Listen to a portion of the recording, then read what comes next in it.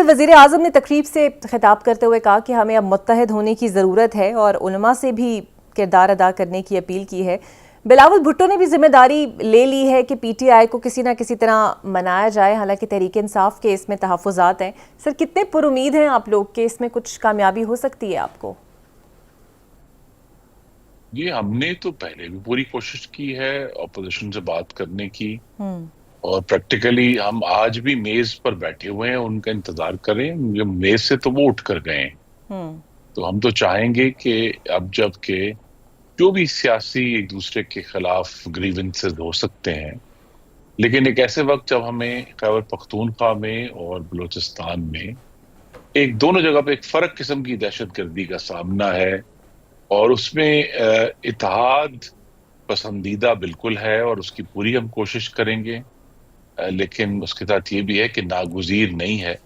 जिस चीज की असल में जरूरत है इत्तेहाद के साथ जो जुड़ी हुई है, कि कौम को सराहत से अब जहन में आ जाना चाहिए कि ये जो लोग हमला आवर हैं, ये कोई हकूक की जंग नहीं लड़ रहे। ये कोई अपने लिए कोई महरूमी का जो है वो उसका इजहार नहीं कर रहे।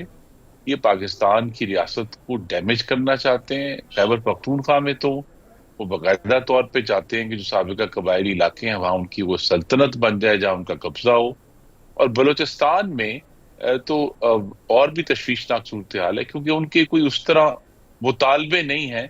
और वो यूं आज के दिन तो यही महसूस हो रहा है कि वो एक दुश्मन मुल्कों के एजेंडे पर काम करते हुए सिर्फ पाकिस्तान को डिस्टेबलाइज करें। तो हमें असल में तो इस सराहत को पूरे मुल्क में, पूरे पाकिस्तान में रहने वालों के ये जहन अब क्लियर होने चाहिए कि इस जो कत्ले आम है निहत्ते और मासूम पाकिस्तानियों का, इसकी कोई तौजीह और उज़र नहीं है, और हमें इन लोगों से लड़ना है।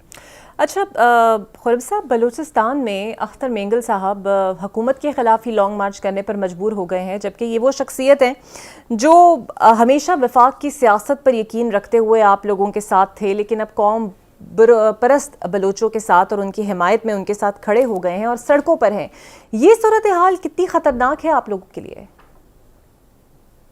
जी नहीं, मैं इससे खतरनाक नहीं समझता। मैंगल साहब दुरुस्त तौर पर उन्होंने कोयटा में एहतजाज करने का फैसला किया है, क्योंकि जो एक रवायती और अब मैं कहूंगा कि क्लीशेड बलोचिस्तान के बारे में बात की जाती थी कि जी वहां वसाइल नहीं है, महरूमी है, ये दुरुस्त नहीं है। 16 साल पहले नेशनल फाइनेंस कमीशन अवार्ड में पाकिस्तान की तारीख के सबसे बड़ा जो अवार्ड है वो बलूचिस्तान को दिया गया। उस वक्त से 16 साल से उनको वो तमाम जो उनका हिस्सा बन रहा था महसूलात में से वो दिया गया है।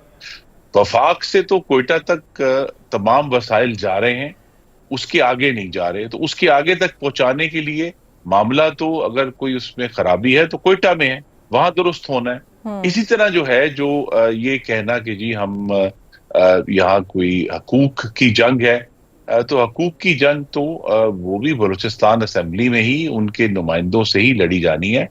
और ये कह देना कि जी ये लोग जो इस वक्त असेंबली है वो चूंकि नुमाइंदा नहीं है तो वहां ये प्रॉब्लम है, उसका बड़ा वाज़ेह और एक सबूत हमारे सामने मौजूद है कि खैबर पख्तूनख्वा, जहां ये दावा है कि नुमाइंदा असेंबली है और वहां कोई जो है वो हकूक की पामाल नहीं हुए जमहूरियत के, उसके बावजूद वहां दहशत गर्दी है। तो इसलिए मैं फिर कहूंगा कि इसका कोई उज़र अब पेश नहीं किया जा सकता।